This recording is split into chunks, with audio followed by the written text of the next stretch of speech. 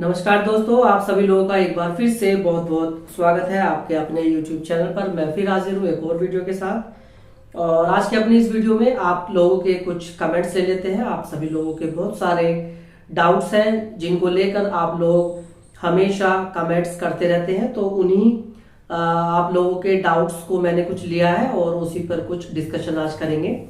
तो सबसे पहले बहुत बहुत स्वागत है आप सभी लोगों का। आई होप आप सभी लोग अपनी तैयारी में लगे होंगे और जी जान से जो है अपनी तैयारी पूरी ईमानदारी के साथ और पूरी मेहनत के साथ जो है आप अपनी तैयारी कर रहे होंगे।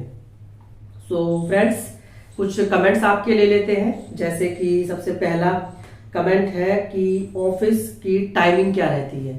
तो जब आप लोगों की पोस्टिंग हो जाएगी और आप लोग ऑफिस या थानों में चले जाएंगे, तो टाइमिंग जो नॉर्मल टाइमिंग होती है ऑफिस की वही टाइमिंग होती है, सुबह 10 बजे से। और शाम का जो जाने का आपका समय है वो डिपेंड करेगा कि वर्कलोड कैसा है। अगर कभी कभी काम अगर आ जाता है ज़्यादा तो वो काम आपको पूरा करना पड़ता है। बाकी नॉर्मल जो टाइमिंग है वो आपकी वही आप 6, साढ़े 6, 7 बजे तक मान सकते हैं। उसके अलावा वो डिपेंड करता है कि वर्कलोड कैसा है, वहां से फिर वो आपका अगर काम कोई इम्पोर्टेंट काम है तो वो आपको करना ही पड़ेगा और फिर उस काम के बाद ही आपको जाना पड़ेगा, वरना दोबारा भी फिर आपको बुलाया जा सकता है। तो टाइमिंग का कोई इशू नहीं है। अगर नॉर्मल देखा जाए तो वही 10 to 6 जो है वो टाइमिंग रहता है। आप थाने में हो या ऑफिस में हो या किसी सेल में हो, वो वहां पर सभी जगह जो है यही रूल अप्लाई होता है। मगर अगर थाने की बात की जाए तो वहां पर जो है काम थोड़ा ज्यादा होता है और किसी भी समय जो है आपको वो बुलाया जा सकता है। तो आपको जो अपना माइंड सेट रखना है वो इस तरह से रखना है कि किसी भी समय जो है जरूरत पड़ सकती है, क्योंकि कंप्यूटर और सीसीटीवी कैमरे जो सॉफ्टवेयर है सीसीटीएनएस, कभी भी उसमें कोई टेक्निकल प्रॉब्लम आ सकती है, तो उसके लिए आपको ही जो है वो बुलाया जाएगा।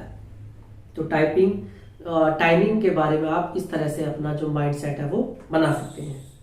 दूसरा कमेंट लेते हैं कि किसी ने पूछा है कि 2013 से पहले सीईओ की पोस्टिंग नहीं थी क्या। तो ये जो पहली पोस्टिंग थी वो 2013-14 से ही जो आई है, उसके बाद से ही ये कंप्यूटर ऑपरेटर का पद जो है वो सर्जित किया गया है। उससे पहले जो था वो काम मैनुअल होता था। 2013 से ही ये स्कीम एक लाई गई थी, उसी के तहत जो है ये पद सर्जित किया गया था। जो मोटिव था वो ये था कि जो काम मैनुअल होता है उसे कंप्यूटराइज किया जाए। तो 2013 से पहले वैकेंसी नहीं थी, उसके बाद से ही ये वैकेंसी चालू हुई है।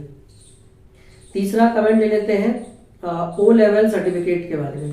तो ओ लेवल सर्टिफिकेट के बारे में मैं आपको बता दूं कि जैसे आपकी ग्रेजुएशन की डिग्री होती है या कोई कंप्यूटर की डिग्री आपकी होती है, तो उसी के इक्विवेलेंट जो है ये ओ लेवल सर्टिफिकेट होता है। 1 साल की इसकी ड्यूरेशन होती है और इसकी वैल्यू कितनी है आप इसी से अंदाजा लगा सकते हैं कि बीसीए, बीटेक और जो ग्रेजुएशन की डिग्री है उसके समकक्ष जो है इसे रखा जाता है। तो ओ लेवल जो है एक हायर डिप्लोमा या हायर सर्टिफिकेट आप इसे कह सकते हैं और बहुत ज्यादा इसकी वैल्यू है। इससे जो 6 महीने का वो CCC का कोर्स होता है उसकी वैल्यू इतनी नहीं है, वो एक बेसिक सर्टिफिकेट के अंदर आता है। मगर जो ओ लेवल का सर्टिफिकेट है वो आपका एक आप कह सकते हैं कि डिग्री के बराबर जो है आपका ये ओ लेवल सर्टिफिकेट होता है। और जहां पर भी कंप्यूटर में ग्रेजुएशन या डिग्री मांगी जाती है वहां पर ओ लेवल का सर्टिफिकेट भी आप लगा सकते हैं। तो इससे आप अंदाजा लगा सकते हैं कि ओ लेवल की क्या मान्यता है। नेक्स्ट कमेंट देख लेते हैं कि किसी ने पूछा है कि आई पावर 3.25 का जो है उसमें पावर है तो क्या कोई दिक्कत आएगी। तो मैं आपको बता दूं कि ऑफिशियल जॉब है, फील्ड में आपको नहीं रहना पड़ता है। तो फिजिकल जो मापदंड है एक कैंडिडेट का वो ज्यादा मायने नहीं रखता है इसमें। आई पावर के साथ अगर कोई भी इसमें दिक्कत नहीं आएगी। ये अपना आप मेडिकल का जो भी प्रोसेस है उसमें बहुत ज़्यादा चिंता करने की आपको ज़रूरत नहीं है, वो एक नॉर्मल मेडिकल होता है। तो ज़्यादा फोकस जो है आपको दूसरी चीज़ों पर ज़्यादा देना है in comparison to medical process. Next comment लेते हैं, ये है कि टाइपिंग फ़ॉन्ट हिंदी में कौन सा होगा। तो कुछ लोगों को कंफ्यूजन है, वैसे तो आप सभी लोग जानते हैं कि जो हिंदी की जो टाइपिंग होगी वो आपकी इंस्क्रिप्ट कीबोर्ड यानी कि जो मंगल फ़ॉन्ट होता है, मंगल फ़ॉन्ट पर आपको जो है प्रैक्टिस करनी है। एक दूसरी जो टाइपिंग होती है कुर्ती देव वाली, उस पर आपको प्रैक्टिस नहीं करनी है।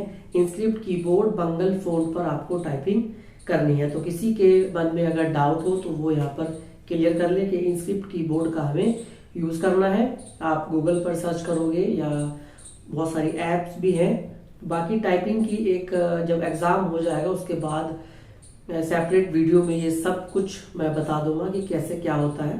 फिलहाल आपको इंस्क्रिप्ट कीबोर्ड पर टाइपिंग होगी, ये आपको ध्यान रखना है। नेक्स्ट कमेंट भी रिलेटेड है कि टाइपिंग पैरा कैसे आता है, टाइमिंग क्या होती है और एक्यूरेसी क्या होती है। तो जो टाइपिंग पैरा होता है वो आपकी कंप्यूटर स्क्रीन जो है दो पार्ट में स्प्लिट होगी। एक ऊपर जो है पैरा आएगा, बहुत सिंपल पैरा आता है, बहुत ज्यादा हार्ड पैरा नहीं आता है, सिंपल पैरा आता है। और यहाँ पर जो आप टाइप करते जाओगे तो वो यहाँ पर आपको टाइप आप करते जाओगे और यहाँ पर वो हाईलाइट भी होता जाएगा कि आप अब कौन सा कौन सी लाइन में है या कौन सा वर्ड आप टाइप कर रहे हैं। टाइमिंग जो होती है इसमें 15 मिनट का आपका टेस्ट होगा, हिंदी और इंग्लिश दोनों का, यानी 15 मिनट हिंदी 15 मिनट इंग्लिश में जो है आपको टाइप करना है।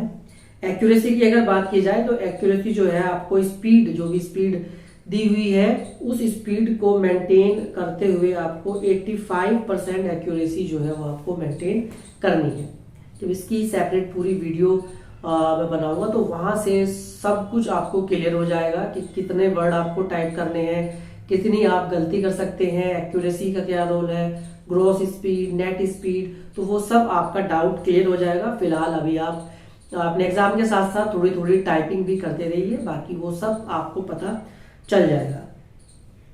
नेक्स्ट क्वेश्चन है कि क्या एग्जाम में रफ शीट मिलेगी। तो बिल्कुल आपको रफ शीट जरूर मिलेगी, क्योंकि जो रीजनिंग के क्वेश्चन होंगे वो आपको सोल्व करने पड़ेंगे, उसमें आपको कोडिंग डिकोडिंग ये सब करनी पड़ेगी, तो रफ शीट आपको बिल्कुल मिलेगी। तो जब ऑनलाइन एग्जाम होता था उसमें भी आपको मिलती ही है, तो रफ शीट आपको मिलेगी।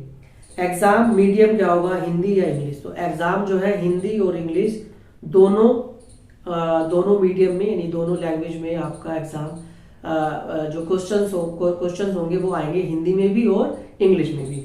मगर जो कंप्यूटर के क्वेश्चन होंगे मैं आपको सलाह दूंगा कि वो आप इंग्लिश में ही अटेम्प्ट करें, क्योंकि हिंदी में ऐसा हो सकता है कि आप कंफ्यूज हो जाए।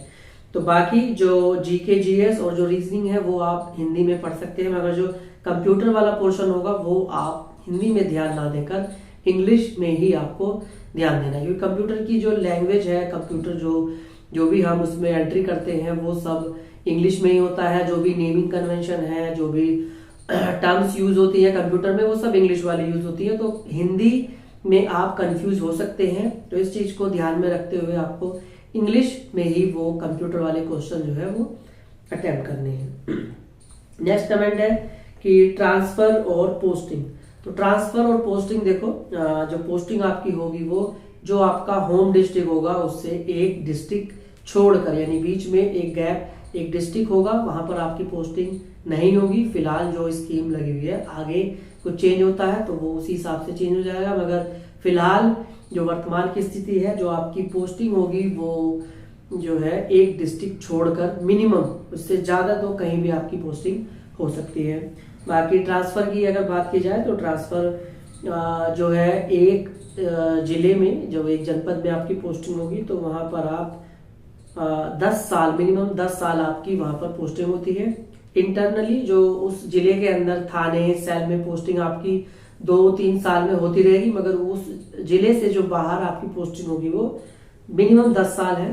तो 10 साल जब आपके पूरे हो जाते हैं तो आपका ट्रांसफर जो है वो हो जाएगा। नेक्स्ट कमेंट है कि फीमेल की कट ऑफ। तो फीमेल की जो कट ऑफ है वो कैटेगरी वाइज अलग होती है। जो मेल की कट ऑफ होगी वो कैटेगरी वाइज अलग होगी और फीमेल की जो है वो कैटेगरी वाइज अलग अलग कट ऑफ होगी। नेक्स्ट है कि लीव्स, हॉलीडे ऑफ और वीक ऑफ। तो लीव्स की मैं बता दूं यहाँ पर, जो 30 आपको जो है CL मिलती है, जो कैजुअल लीव होती है। पूरे एक साल में 30 कैजुअल लीव मिलती है और 30 आपको अर्न लीव मिलती है, जिसे EL बोलते हैं। तो ये आप इस तरह से अपनी जो छुट्टी है, जो लीव्स है, वो मैनेज कर सकते हैं। ऑफिशियल जो है वो 30 CL और 30 EL ही आपको मिलती है। बाकी वीक ऑफ की बात करें तो वीक ऑफ कुछ नहीं होता इसमें। संडे में भी जो है ऑफिस रहता है। बहुत से ऑफिस जो है हम नॉर्मली वीक ऑफ ले लेते हैं, मगर जो है कोई ऐसा ऑफिशियल वीक ऑफ नहीं है कि आपका वीक ऑफ रहेगा। जब अगर काम आता है तो संडे में भी आना पड़ सकता है। बाकी जब आप जाओगे, पोस्टिंग होगी आपकी, तो वहां से वो आपका सब कुछ मैनेज हो जाएगा। अच्छा, कुछ एक कैंडिडेट ने पूछा है कि क्या टाइपिंग का जब आप एग्जाम देंगे तो क्या रिजल्ट उसके तुरंत बाद आ जाता है? हाँ बिल्कुल, जब आप टाइपिंग दोगे तो उसके तुरंत बाद आपको पता चल जाएगा कि आपने क्वालिफाई किया है या नहीं किया है, क्योंकि टाइपिंग केवल क्वालिफाई ही आपको करना है, कोई मार्क्स इसमें नहीं है। तो वो वहीं पर आपको पता चल जाएगा कि हाँ मैंने वो स्पीड, एक्यूरेसी मेंटेन की है और मैंने क्वालिफाई किया है या नहीं, वो हाथों हाथ आपको पता चल जाएगा। लास्ट कमेंट है कि क्या इसमें गन मिलेगी? तो गन वगैरह इसमें कुछ आपको नहीं मिलेगी, क्योंकि ऑफिशियल जॉब है, कंप्यूटर में आपको काम करना है, कंप्यूटर ही आपकी गन है। तो कंप्यूटर को ही आपको अपनी गन समझना है और उसी पर आपको जो है काम करना है, क्योंकि कंप्यूटर ऑपरेटर की आपकी जॉब है। सो फ्रेंड्स, आज की वीडियो में इतना ही। आई होप आपके डाउट क्लियर हुए होंगे। काफी मात्रा में आप लोगों के कमेंट आते हैं, तो मैंने कोशिश की है कि ज्यादातर जो है कमेंट्स आपके पढ़ूं और रिप्लाई उनका कर दूं। फ्रेंड्स, आज की वीडियो में इतना ही। अपनी तैयारी करते रहें। जो लोग नए हैं वो लोग हमसे जुड़ सकते हैं हमारे चैनल को सब्सक्राइब करके। इसी तरह की वीडियोस आपके लिए लाते रहेंगे। फ्रेंड्स, आज के लिए इतना ही। धन्यवाद।